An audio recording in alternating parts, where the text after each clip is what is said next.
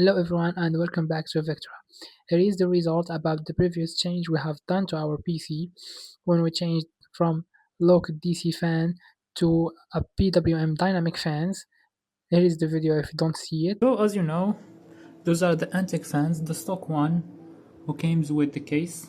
There is one in the back as you can see here and three here in the front.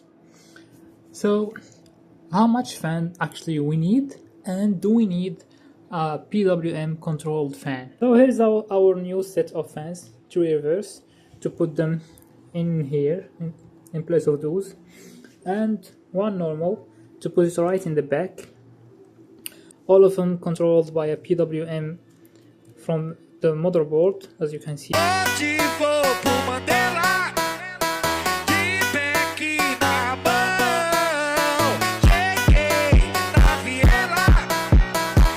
First, I would like to apologize about the quality of that video because currently we're having some renovation in our studio. As you can see, there is a big difference in the fan speed, whether in the idle or under stress. As you know, the locked speed ones always run at 1250 RPM.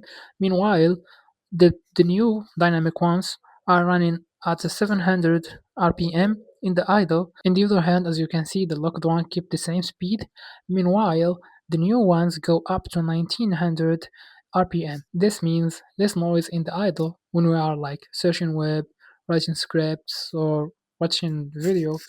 On the other hand, under the stress, it's gonna give us more headroom. At the first glance, you may not see any difference in the temperature. Meanwhile, first, let's check the CPU idle. As you can see, the same temperature, but keep in mind that DC ones running at double the speed in the idle. About the CPU max temperature, we have locked it at 70 as you know from the previous PBU enhancement, and this will gonna show us another difference in the GPU in the CPU clock. But as you can see, this change doesn't affect the GPU either in temperature or in clock speed, but it affects the CPU in clock speed. As you can see here, with the normal fans, the peak speed was 5.1 gigahertz.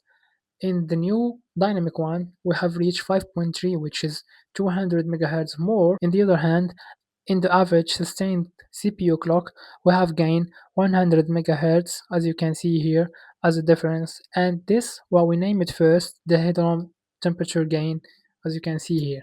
As you can see, there is a benefit from changing to the new dynamic fans, but keep in mind, if the noise of fans doesn't bother you, don't go running right now to change them to a PWM dynamic fans.